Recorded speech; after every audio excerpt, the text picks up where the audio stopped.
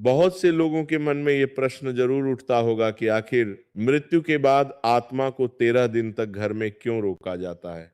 इन 13 दिनों में आत्मा के साथ क्या होता है और इन 13 दिनों तक गरुड़ पुराण का पाठ क्यों करवाया जाता है, इसके पीछे का रहस्य क्या है। आज हम इन सभी प्रश्नों का उत्तर आप सभी को एक अलौकिक कथा के माध्यम से देने जा रहे हैं। ये कोई साधारण कथा नहीं है मित्रों, ये वह ज्ञान है जो सृष्टि के आरंभ से चला आ रहा है।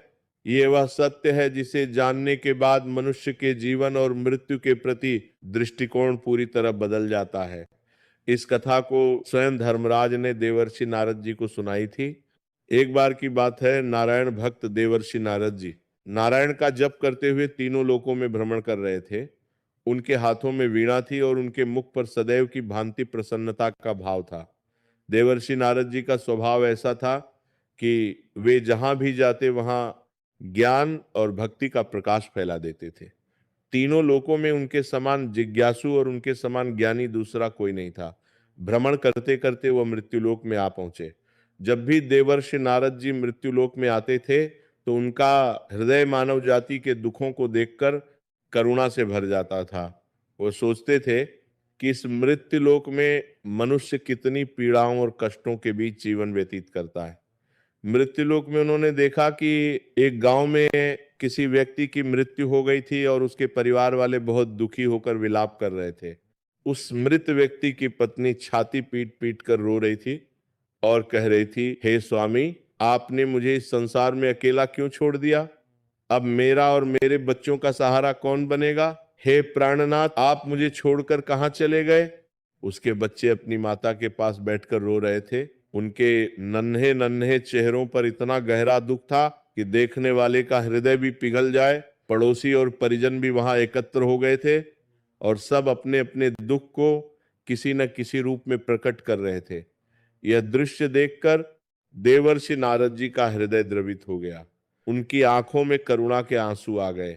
वह मन ही मन सोचने लगे कि मृत्यु कितनी निर्दयी है, एक पल में सब कुछ छीन लेती है। लेकिन जो जा चुका है वह तो चला गया, अब उन पीछे रह गए लोगों का क्या होगा।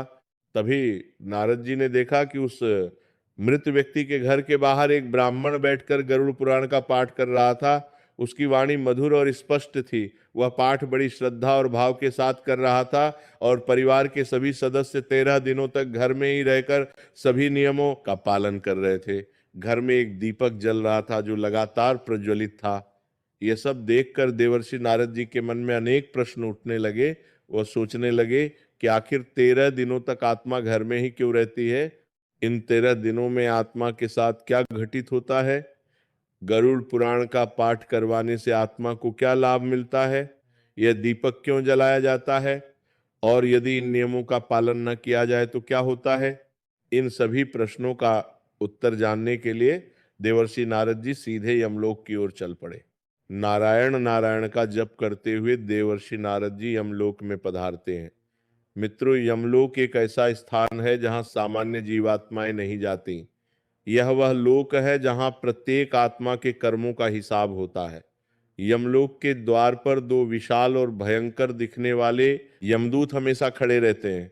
लेकिन जब देवर्षि नारद जी यमलोक में पधारे तो स्वयं यमराज के दूत उन्हें ससम्मान अंदर ले गए। यमलोक में यमराज अपने विशाल सिंहासन पर विराजमान थे। उनके चारों ओर उनके सेवक और दूत खड़े थे। चित्रगुप्त जी एक ओर बैठकर अपने विशाल बही खाते में आत्माओं के कर्मों का हिसाब लिख रहे थे। समूचा यमलोक एक विशेष ऊर्जा से भरा हुआ था। यह ना तो दिन था ना रात, एक अजीब सा प्रकाश चारों तरफ फैला हुआ था। नारद जी को आता हुआ देखकर यमराज अपने सिंहासन से उठकर खड़े हो जाते हैं और नारद जी का स्वागत करते हुए कहते हैं, हे ब्रह्मानंदन, यमलोक में आपका स्वागत है। आज आपके चरण कमल यमलोक में पड़े, इसका अवश्य ही कोई विशेष कारण होगा। कहिए किस प्रयोजन से यमलोक में पधारे हैं। यमराज ने देवर्षि नारद जी के लिए एक दिव्य आसन मंगवाया और उनके सामने पवित्र जल और पुष्प अर्पित किए। यमराज का व्यवहार देखकर स्पष्ट था कि वे देवर्षि नारद जी का कितना सम्मान करते हैं। यमराज के मुख से यह बात सुनकर देवर्षि नारद जी हाथ जोड़ते हुए कहते हैं, हे सूर्य तनय, हे दंड धारक, हे धर्मराज, सर्वप्रथम मैं आपको प्रणाम करता हूँ। आप धर्म के रक्षक हैं, न्याय के पालक हैं और संपूर्ण सृष्टि में जो भी कर्म होते हैं, उन सबका लेखा आपके यहाँ रहता है। आपके दर्शन मात्र से मन को एक अद्भुत शांति मिलती है। हे प्रभु, आज मैं आपके पास कोई समाचार लेकर नहीं आया हूँ। मैं तो आपके पास कुछ शंकाएं लेकर आया हूँ, जो मृत्युलोक में भ्रमण करते समय मेरे मन में उत्पन्न हुई हैं। कृपया आप मेरी इन शंकाओं का निवारण कीजिए और मेरे इस व्याकुल मन को शांत कीजिए। That's a lovely shot to into the gap and mid wicket. पापा क्रिकेट खेले? इस व्याकुल मन को शांत कीजिए। तभी धर्मराज मंद मुस्कान के साथ बोले, हे ब्रह्मानंदन, आप तो त्रिलोक के सबसे बड़े जिज्ञासु हैं। जब भी आप किसी से प्रश्न पूछते हैं तो वह प्रश्न केवल आपकी व्यक्तिगत जिज्ञासा नहीं होती, बल्कि उस प्रश्न में समस्त मानव जाति के कल्याण का भाव छिपा होता है। आपके मन में जो भी प्रश्न है, आप निसंकोच होकर पूछिए। मैं अवश्य ही आपकी सभी शंकाओं का समाधान करूंगा। फिर देवर्षि नारद जी कहते हैं, हे सूर्य तनय धर्मराज, मेरा पहला प्रश्न यह है कि मृत्यु के बाद आत्मा को 13 दिन तक घर में क्यों रोका जाता है? इन 13 दिनों में आत्मा के साथ क्या होता है? मेरा दूसरा प्रश्न यह है कि इन 13 दिनों में गरुड़ पुराण का पाठ क्यों करवाया जाता है और इससे आत्मा को क्या लाभ होता है? और मेरा तीसरा प्रश्न यह है कि यदि कोई मनुष्य मृत्यु के बाद के इन 13 दिनों के नियमों का पालन ना करे तो आत्मा को क्या कष्ट होता है? देवर्षि नारद का प्रश्न सुनकर धर्मराज मुस्कुराते हुए बोले, हे देवर्षि, आज आपने समस्त मानव जाति के कल्याण के लिए अत्यंत ही महत्वपूर्ण प्रश्न पूछे हैं। इन प्रश्नों के उत्तर में समस्त मानव जाति का कल्याण छिपा हुआ है। जो व्यक्ति इन प्रश्नों के उत्तर को समझ लेगा, वह न केवल अपने पूर्वजों की आत्मा की शांति का मार्ग प्रशस्त करेगा, बल्कि स्वयं भी एक ऐसे जीवन की नींव रखेगा जो मृत्यु के पश्चात उसे सद्गति दिलाए। हे देवर्षि, मैं आपके पहले और दूसरे प्रश्न का उत्तर एक महान कथा के माध्यम से देना चाहता हूं। तत्पश्चात मैं आपके तीसरे प्रश्न का उत्तर दूंगा। आप इस कथा को ध्यानपूर्वक पूरा सुने, तभी आपको आपके सभी प्रश्नों का उत्तर प्राप्त होगा। जो भी श्रोतागण इस कथा को पूरा सुनते हैं, उनके पूर्वजों की आत्मा को शांति मिलती है और उनके परिवार पर से पितृदोष का प्रकोप समाप्त हो जाता है। कथा प्रारंभ करते हुए धर्मराज कहते हैं, हे देवर्षि, प्राचीन समय की बात है। उत्तर देश में विजयपुर नाम का एक समृद्ध नगर था। यह नगर अपनी सुंदरता और वैभव के लिए पूरे देश में प्रसिद्ध था। नगर के चारों ओर हरे भरे खेत थे। नगर के मध्य में एक विशाल मंदिर था, जहां प्रतिदिन सुबह और शाम भगवान विष्णु की आरती होती थी। नगर के लोग धर्मपरायण और सुखी जीवन व्यतीत करते थे। उस नगर में हरिप्रसाद नाम का एक धनवान सेठ रहता था। सेठ हरिप्रसाद बहुत ही धार्मिक प्रवृत्ति के व्यक्ति थे। वह प्रतिदिन भगवान विष्णु की पूजा अर्चना करते थे और गरीबों को दान दिया करते थे। उनके घर में किसी भी चीज की कोई कमी नहीं थी। उनका रत्नों का व्यापार था जो बहुत अच्छा चल रहा था। सेठ हरिप्रसाद की ख्याति केवल धन के कारण नहीं, बल्कि उनकी दयालुता और सज्जनता के कारण भी पूरे नगर में थी। यदि कोई निर्धन व्यक्ति उनके द्वार पर आता था तो वह कभी खाली हाथ नहीं जाता था। सेठ जी का यही स्वभाव था जिसने उन्हें नगर में सबसे अधिक सम्मानित व्यक्ति बना दिया था। सेठ हरिप्रसाद की पत्नी का नाम सुमित्रा था। सुमित्रा भी बहुत ही सीधी, सरल और धार्मिक स्वभाव की स्त्री थी। वह प्रतिदिन व्रत उपवास रखती थी और भगवान विष्णु के साथ साथ माता लक्ष्मी की भी पूजा करती थी। घर के सभी काम वह बड़ी कुशलता से करती थी और अपने पति और बच्चों की देखभाल में कोई कसर नहीं छोड़ती थी। नगर की स्त्रियां सुमित्रा को आदर्श पत्नी और आदर्श माता मानती थी। सेठ हरिप्रसाद और सुमित्रा के 2 पुत्र थे। बड़े पुत्र का नाम देवव्रत था और छोटे पुत्र का नाम धनंजय था। बड़ा पुत्र देवव्रत अपने पिता के समान ही धार्मिक विचारों का था। वह प्रतिदिन मंदिर जाता था, ब्राह्मणों की सेवा करता था और शास्त्रों का अध्ययन करता था। देवव्रत का स्वभाव इतना शांत और सौम्य था कि जो भी उसे देखता था वह उसकी प्रशंसा किए बिना नहीं रह सकता था। उसके चेहरे पर एक अजीब सी दिव्यता और शांति थी जो उसे सामान्य लोगों से अलग बनाती थी। देवव्रत का मानना था कि धन तो आता जाता रहता है, लेकिन धर्म ही वो संपत्ति है जो मनुष्य के साथ इस लोक से उस लोक तक जाती है। परंतु छोटा पुत्र धनंजय स्वभाव से बिल्कुल विपरीत था। वह धन के लालच में अंधा था। उसे ना तो धर्म कर्म में कोई रुचि थी और ना ही ब्राह्मणों और साधु संतों में कोई श्रद्धा थी। वह हमेशा धन कमाने के नए नए तरीके सोचता रहता था और सोचता था कि धन ही सबसे बड़ा सुख है। धनंजय बचपन से ही ऐसा था। जब उसके पिता उसे मंदिर ले जाते थे तो वह मन लगाकर पूजा करने की बजाय यह सोचता रहता था कि दुकान पर आज कितना व्यापार हुआ होगा। जब घर में साधु संत आते थे और उसके पिता उन्हें भोजन कराते थे तो धनंजय को लगता था कि यह सब पैसे की बर्बादी है। मित्रों, एक ही घर में दो भाई और दोनों के स्वभाव में जमीन आसमान का अंतर था। एक दिन की बात है, सेठ हरिप्रसाद सुबह सुबह अपने घर के मंदिर में बैठकर भगवान विष्णु की पूजा कर रहे थे। उस सुबह सेठ जी ने पहले की तरह ही उठकर स्नान किया था, पवित्र वस्त्र धारण किए थे और मंदिर में बैठकर भगवान विष्णु के समक्ष दीपक और अगरबत्ती जलाई थी। वह भगवान के चरणों में पुष्प अर्पित कर रहे थे और मन ही मन प्रार्थना कर रहे थे। तभी अचानक उनकी तबीयत बहुत खराब हो गई। उनकी छाती में तेज दर्द उठा और वो मंदिर में ही गिर पड़े। जब सुमित्रा ने अपने पति को मंदिर में गिरा हुआ देखा तो वह दौड़कर उनके पास गई और उन्हें उठाने लगी। उसने जोर जोर से चिल्लाकर अपने दोनों बेटों को बुलाया। देवव्रत और धनंजय दौड़ते हुए मंदिर में आए। अपने पिता की ऐसी हालत देखकर देवव्रत बहुत घबरा गया और तुरंत नगर के सबसे बड़े वैद्य को बुलाने के लिए दौड़ पड़ा। वैद्य ने आकर सेठ हरिप्रसाद की नाड़ी देखी और अपना सिर हिलाते हुए कहा कि सेठ जी की स्थिति बहुत गंभीर है, उनके प्राण किसी भी समय शरीर त्याग सकते हैं। वैद्य की ये बात सुनकर सुमित्रा जोर जोर से रोने लगी और देवव्रत की आंखों में भी आंसू आ गए। परंतु धनंजय का मन कहीं और ही था। वह मन ही मन सोचने लगा कि पिताजी के जाने के बाद उनकी सारी संपत्ति और व्यापार पर अब मेरा अधिकार होगा। अपने बड़े भाई देवव्रत को तो केवल पूजा पाठ से मतलब है, उसे धन संपत्ति में कोई रुचि नहीं है। अगर मैं चतुराई से काम लूं तो सारी संपत्ति मुझे ही मिल जाएगी। मित्रों, देखिए मृत्यु के समय भी कैसे कैसे लोग होते हैं। एक तरफ माता और बड़ा भाई पिता के लिए रो रहे थे और दूसरी तरफ छोटा बेटा संपत्ति के बारे में सोच रहा था। सेठ हरिप्रसाद को जब होश आया तो उन्होंने अपने दोनों पुत्रों को अपने पास बुलाया और बड़ी कठिनाई से बोले, हे पुत्रों, मेरा अंत समय निकट आ गया है। मुझे लगता है कि अब मैं इस संसार में अधिक समय तक नहीं रहूंगा।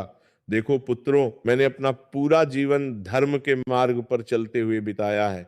मैंने जितना हो सका उतना दान पुण्य किया, गरीबों की सेवा की, भगवान विष्णु की भक्ति की। अब मेरा यह शरीर थक गया है। भगवान ने मुझे जितना समय दिया था वह पूरा हो गया है।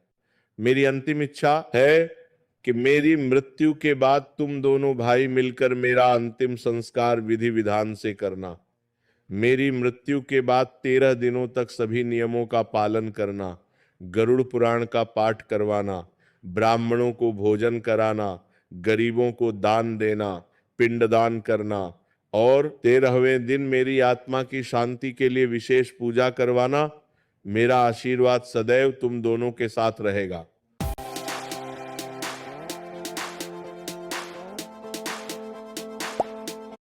मेरा आशीर्वाद सदैव तुम दोनों के साथ रहेगा। इतना कहकर सेठ हरिप्रसाद ने अपनी आंखें बंद कर ली और भगवान विष्णु का नाम लेते हुए उन्होंने अपने प्राण त्याग दिए। मित्रों, सेठ हरिप्रसाद की मृत्यु एक महान व्यक्ति की मृत्यु थी। उन्होंने जीवन भर जो बोया वह इसी क्षण में दिखाई दे रहा था। उनके अंतिम समय में उनके मुख पर एक अजीब सी शांति थी, ऐसी शांति जो केवल उन लोगों के चेहरे पर होती है जिन्होंने अपना जीवन सत्य और धर्म के अनुसार जिया हो, जिन्होंने किसी को कष्ट नहीं दिया हो और जो अपने अंतिम क्षण में भी भगवान का नाम लेते हुए इस संसार से विदा हो रहे हो। सेठ हरिप्रसाद की मृत्यु की खबर पूरे नगर में फैल गई। नगर के लोग सेठ जी के घर आकर शोक व्यक्त करने लगे। सुमित्रा अपने पति के शव के पास बैठकर विलाप कर रही थी। देवव्रत ने अपने पिता की अंतिम इच्छा को याद करते हुए तुरंत सभी अंतिम संस्कार की तैयारी शुरू कर दी। उसने नगर के सबसे विद्वान पंडित आचार्य विश्वनाथ जी को बुलवाया और उनसे कहा, हे पंडित जी, मेरे पिताजी की अंतिम इच्छा थी कि उनका अंतिम संस्कार पूरे विधि विधान से हो। कृपया आप हमें मार्गदर्शन कीजिए कि हमें क्या क्या करना चाहिए। आचार्य विश्वनाथ जी ने कहा, हे पुत्र देवव्रत, तुम्हारे पिता बहुत ही धार्मिक व्यक्ति थे। उनकी आत्मा की शांति के लिए हमें 13 दिनों तक सभी विधि विधान का पालन करना होगा। सबसे पहले हम सेठ जी का अंतिम संस्कार करेंगे। उसके बाद 13 दिनों तक प्रतिदिन गरुड़ पुराण का पाठ होगा।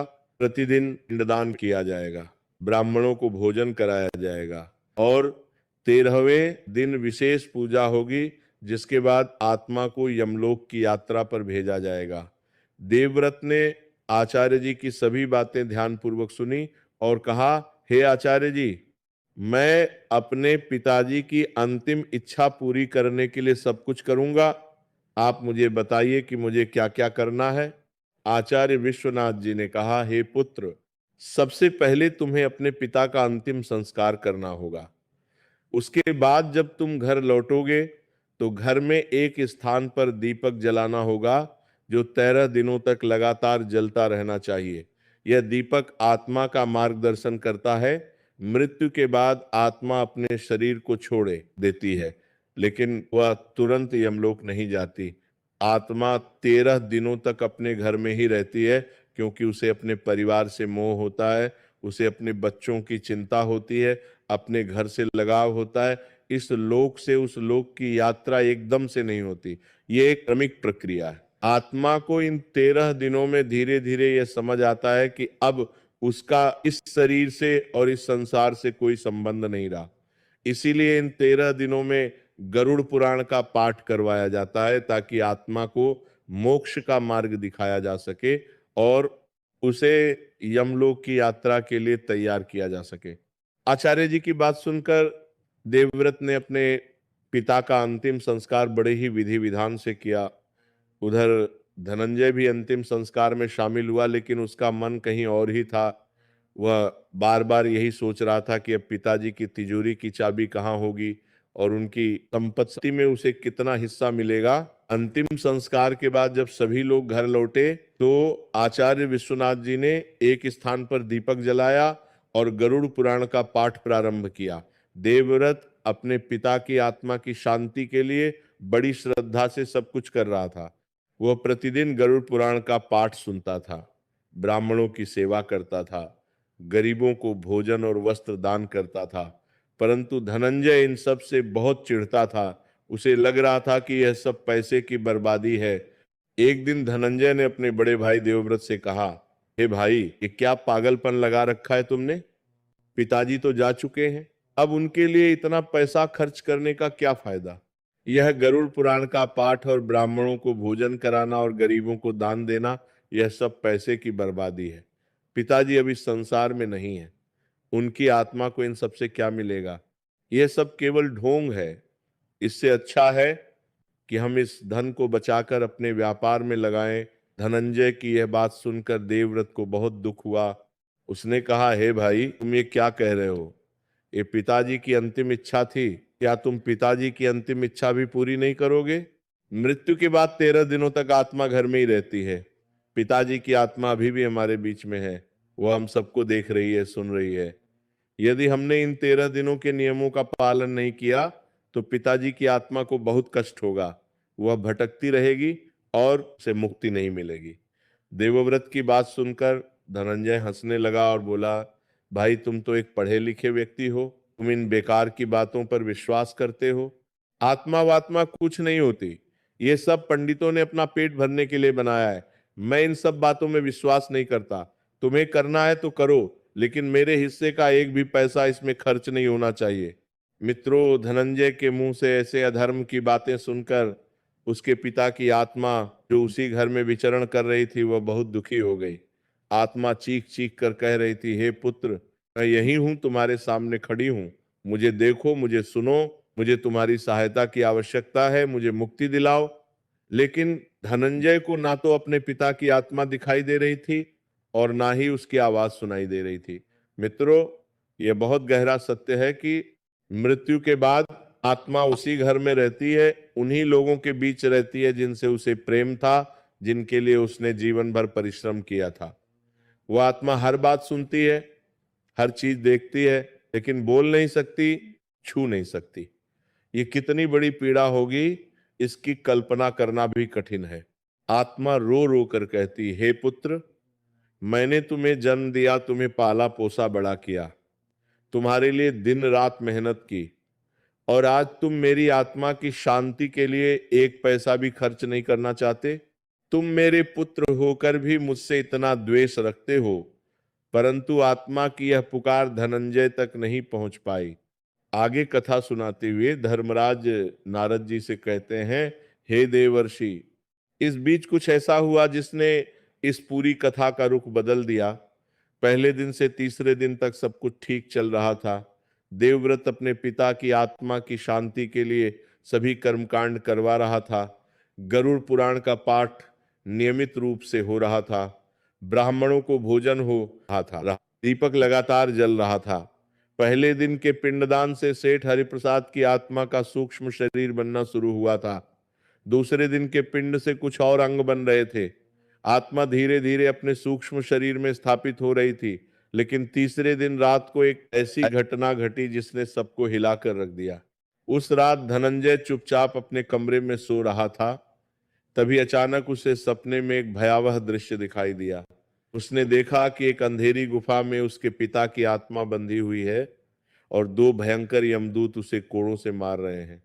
उसके पिता चीख चीख कर कह रहे, हे यमदूतों, मुझे मत मारो, मेरे पुत्र ने अभी तक मेरा तीसरे दिन का पिंडदान नहीं किया है, मुझे भूख लगी है, मुझे प्यास लगी है, कृपया मुझ पर दया करो। यमदूत कठोर स्वर में बोले, हे आत्मा, तेरा पुत्र धनंजय तो तेरी मृत्यु के बाद के किसी भी कर्मकांड में विश्वास नहीं रखता। उसने तो कहा है कि आत्मा वात्मा कुछ नहीं होती, फिर तू क्यों चिल्ला रहा है?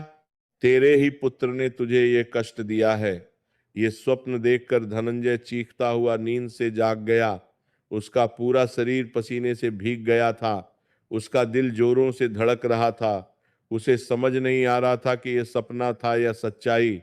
वह डर के मारे कांपने लगा। लेकिन कुछ देर बाद उसने खुद को संभाला और सोचा कि यह तो बस एक बुरा सपना था, इसमें डरने की क्या बात है। सपने तो बस सपने होते हैं, इनका कोई मतलब नहीं होता। यह सोचकर वो फिर से सो गया।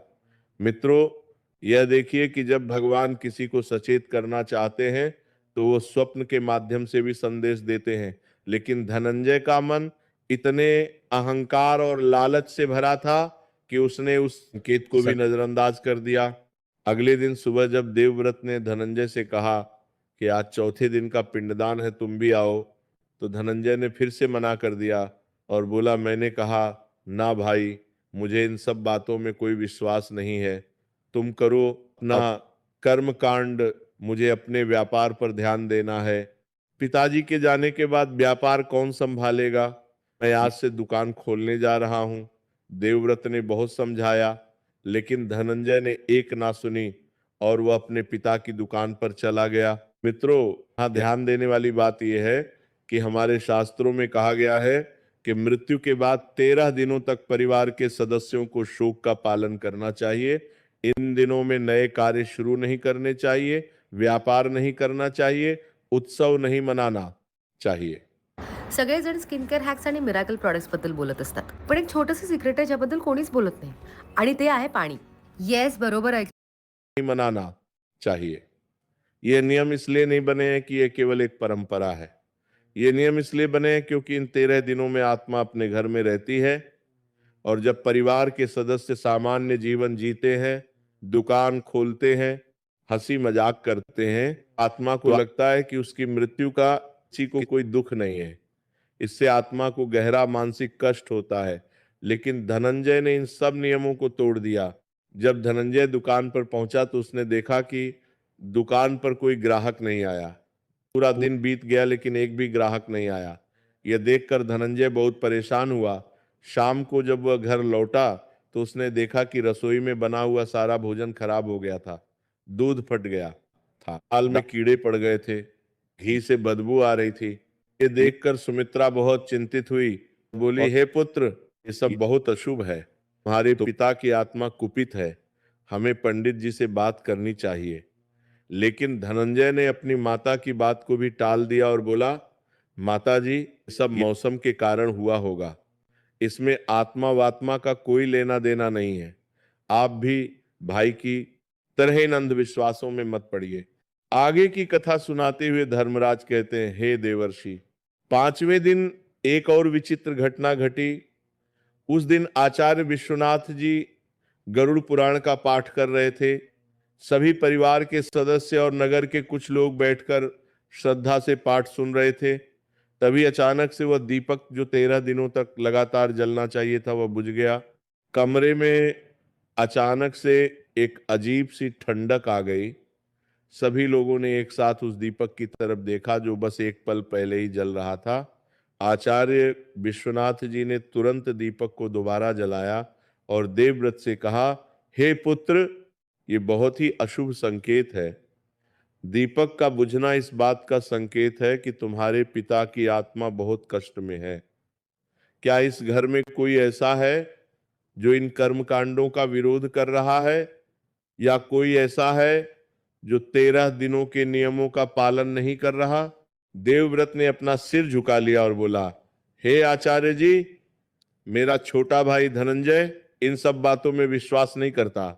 उसने कल अपने पिता की दुकान भी खोल ली। देवव्रत की बात सुनकर आचार्य विश्वनाथ जी ने एक लंबी सांस ली और बोले, हे पुत्र, तुम्हारे भाई ने बहुत बड़ी गलती कर दी है। मृत्यु के बाद 13 दिनों तक आत्मा अपने घर में ही विचरण करती है। वह अपने परिवार के सभी सदस्यों को देखती है, सुनती है। जब परिवार का कोई सदस्य इन कर्म कांडों का विरोध करता है या नियमों को तोड़ता है तो आत्मा को असीम पीड़ा होती है। आत्मा अपने परिवार के सदस्यों से सहायता मांगती है लेकिन कोई उसकी आवाज नहीं सुन पाता। ये आत्मा के लिए सबसे बड़ा कष्ट होता है। आचार्य जी की बात सुनकर देवव्रत बहुत चिंतित हो गया। उसने अपने भाई को समझाने का निर्णय लिया। वह धनंजय के पास गया और बोला, हे भाई, आज गरुड़ पुराण के पाठ के समय दीपक बुझ गया था। आचार्य जी कह रहे हैं कि ये बहुत अशुभ संकेत है। पिताजी की आत्मा कष्ट में है। कृपया तुम भी आकर गरुड़ पुराण का पाठ सुनो और पिताजी की आत्मा की शांति के लिए प्रार्थना करो। धनंजय ने फिर से अपने भाई की बात को हवा में उड़ा दिया और बोला, भाई, दीपक बुझ गया तो इसमें आत्मा का क्या दोष? हवा चली होगी इसलिए दीपक बुझ गया होगा। तुम ऐसे पंडित की बातों में मत आओ जो तुम्हें डरा कर तुमसे पैसे ऐंठना चाहता है। धनंजय की यह बात सुनकर देवव्रत को बहुत दुख हुआ, लेकिन उसने हार नहीं मानी। वह अपने पिता की आत्मा की शांति के लिए सभी कर्मकांड अकेले ही करता रहा। उसी में आगे की कथा सुनाते हुए धर्मराज नारद जी से कहते हैं, हे देवर्षि, 6वें दिन एक ऐसी घटना घटी जिसने धनंजय के जीवन को पूरी तरह से बदल दिया। उस दिन धनंजय अपनी दुकान पर बैठा हुआ था। तभी एक वृद्ध साधु महात्मा उसकी दुकान पर आए। उनके शरीर पर केसरिया वस्त्र थे, उनकी लंबी सफेद दाढ़ी थी, उनकी आंखें असाधारण रूप से दीप्तिमान थीं। उनके चेहरे पर एक अजीब सी शांति और तेज था जो सामान्य मनुष्यों में नहीं होता। उनके हाथों में एक कमंडल था और उनके माथे पर विभूति लगी हुई थी। वह बोले, हे पुत्र, मुझे कुछ भिक्षा दो, मैंने कई दिनों से कुछ नहीं खाया है। धनंजय ने उन साधु महात्मा को देखा और रूखेपन से बोला, बाबा, यहां से जाओ, मेरे पास किसी को देने के लिए कुछ नहीं है। मैं खुद ही बहुत परेशान हूं, कल से एक भी ग्राहक नहीं आया है। साधु महात्मा ने धनंजय की ओर गहरी दृष्टि से देखा और बोले, हे पुत्र, मुझे सब पता है कि तुम क्यों परेशान हो। तुम्हारे पिता की मृत्यु हुई है और तुमने 13 दिनों के शोक के नियमों को तोड़ दिया है। तुमने मृत्यु के 13 दिनों के भीतर ही दुकान खोल ली है। तुम गरुड़ पुराण के पाठ में सम्मिलित नहीं हो रहे। तुमने अपने पिता के पिंडदान में भाग नहीं लिया। तुम्हारे पिता की आत्मा इस समय बहुत ही कष्ट में है और तुम यहां बैठकर धन कमाने की सोच रहे हो। साधु महात्मा की ये बात सुनकर धनंजय चौंक गया और बोला, बाबा, आपको ये सब कैसे पता? आप कौन हैं और आप मेरे पिता के बारे में कैसे जानते हैं? साधु महात्मा मुस्कुराते हुए बोले, हे पुत्र, मैं कौन हूं ये बाद में बताऊंगा। पहले तुम मेरे साथ चलो। आज मैं तुम्हें वह दिखाऊंगा जो तुमने कभी नहीं देखा।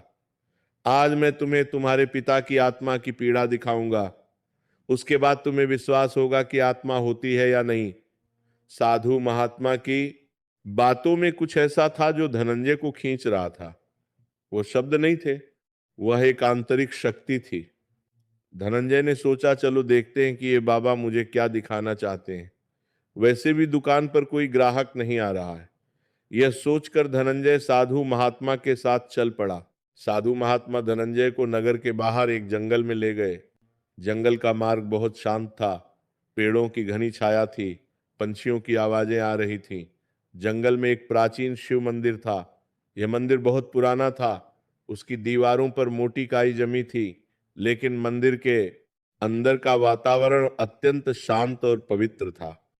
मंदिर में भगवान शिव की एक विशाल प्रतिमा थी, जिसके सामने एक अखंड दीप जल रहा था। उस मंदिर में जाते ही मन को एक अजीब सी शांति मिलती थी। ऐसा लग रहा था जैसे इस मंदिर में कोई दिव्य शक्ति वास करती है। साधु महात्मा ने धनंजय को उस मंदिर के अंदर ले जाकर बैठाया और बोले, हे पुत्र, अब तुम अपनी आंखें बंद करो और जो मैं कहूं वो करो। धनंजय ने साधु महात्मा की बात मानकर अपनी आंखें बंद कर ली।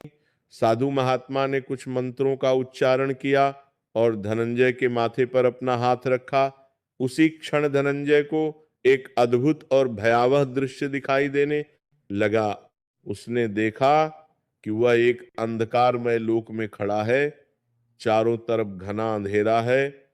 ठंडी और भयानक हवा चल रही है। कहीं से किसी के रोने और चीखने की आवाज आ रही है। धनंजय डर गया और इधर उधर देखने लगा। तभी उसने देखा कि उसके सामने एक बहुत बड़ा मैदान है, जिसमें हजारों आत्माएं भटक रही हैं। कोई आत्मा रो रही है, कोई चीख रही है, कोई अपने परिवार को पुकार रही है। कुछ आत्माएं ऐसी थीं जो बहुत शांत थीं और एक दिव्य प्रकाश में नहाई हुई थीं। ये वे आत्माएं थीं जिनके परिवार ने सभी कर्मकांड श्रद्धा से पूरे किए थे, लेकिन अधिकांश आत्माएं व्याकुल और दुखी थीं। यह दृश्य देखकर धनंजय का हृदय कांपने लगा।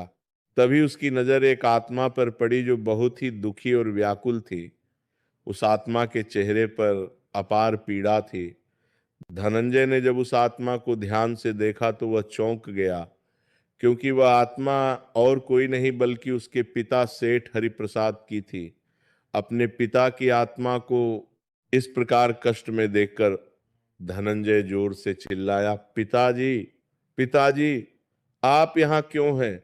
आपको इतना कष्ट कौन दे रहा है? सेठ हरिप्रसाद की आत्मा ने जब अपने पुत्र की आवाज सुनी तो उसकी आंखों से आंसू बहने लगे। आत्मा ने कहा, हे पुत्र, तुम यहाँ कैसे आए? तुम्हें यहाँ नहीं आना चाहिए था, लेकिन तुम आ गए हो तो सुनो। मेरी मृत्यु को अभी कुछ ही दिन हुए हैं। मेरी आत्मा अभी तक सूक्ष्म शरीर से बंधी हुई है। मुझे 13 दिनों तक अपने घर में रहना था, लेकिन तुम्हारे कर्मों के कारण मुझे अपने ही घर में शांति नहीं मिल रही। जब तुमने गरुड़ पुराण के पाठ का विरोध किया तो मुझे ऐसा लगा जैसे किसी ने मेरे सूक्ष्म शरीर पर अग्नि के अंगारे रख दिए हों। जब तुमने कहा कि आत्मा कुछ नहीं होती तो मुझे ऐसा लगा जैसे मेरा पुत्र मेरे अस्तित्व को ही नकार रहा है। जब तुमने 13 दिनों के भीतर दुकान खोली तो मुझे ऐसा लगा जैसे मेरा पुत्र मेरी मृत्यु को कोई महत्व ही नहीं दे रहा। हे पुत्र, तुम्हें पता है कि मृत्यु के बाद आत्मा को प्रत्येक दिन का पिंडदान चाहिए होता है। ये पिंडदान कोई साधारण क्रिया नहीं है, ये आत्मा को एक नया सूक्ष्म शरीर बनाने की प्रक्रिया है। जैसे एक शिशु का शरीर धीरे धीरे माता के गर्भ में बनता है, उसी प्रकार मृत्यु के बाद आत्मा का सूक्ष्म शरीर पिंडदान से बनता है। पहले दिन के पिंड से आत्मा का सिर बनता है, दूसरे दिन के पिंड से कान और आंखें बनती हैं, तीसरे दिन के पिंड से नाक बनती है, चौथे दिन के पिंड से मुख बनता है, पांचवें दिन के पिंड से गर्दन और कंधे बनते हैं, छठवें दिन के पिंड से हाथ बनते हैं, सातवें दिन के पिंड से छाती बनती है, आठवें दिन के पिंड से पेट बनता है, नौवें दिन के पिंड से कमर और जांघें बनती हैं, 10वें दिन के पिंड से पैर बनते हैं, 11वें दिन के पिंड से पूरा सूक्ष्म शरीर तैयार हो जाता है, 12वें दिन सूक्ष्म शरीर में प्राण आते हैं और 13वें दिन यह सूक्ष्म शरीर यमलोक की यात्रा के लिए तैयार होता है। हे पुत्र, जिस दिन का पिंडदान नहीं होता उस दिन का अंग नहीं बनता और आत्मा को असहनीय पीड़ा होती है। तुम्हारे बड़े भाई देवव्रत ने मेरे लिए सभी पिंडदान किए हैं, लेकिन पिंडदान का पूर्ण फल तभी मिलता है जब परिवार के सभी सदस्य एक मन होकर श्रद्धा से इन कर्म कांडों में सम्मिलित हों। तुम्हारे विरोध के कारण मेरे पिंडदान का पूर्ण फल मुझे नहीं मिल पा रहा। सेठ हरिप्रसाद की आत्मा आगे बोली, हे पुत्र, तुम्हें पता है कि गरुड़ पुराण का पाठ क्यों करवाया जाता है? जब आत्मा शरीर छोड़ती है तो उसे ये नहीं पता होता कि अब उसे क्या करना है, कहाँ जाना है। आत्मा भ्रमित होती है, वह अपने परिवार से जुड़ी रहना चाहती है, उसे अपने बच्चों की चिंता होती है, अपनी पत्नी की चिंता होती है, अपने घर और संपत्ति का मोह होता है। गरुड़ पुराण का पाठ आत्मा को यह बताता है कि अब उसका इस शरीर से कोई संबंध नहीं रहा, ये शरीर तो मिट्टी में मिल गया, अब उसे इस संसार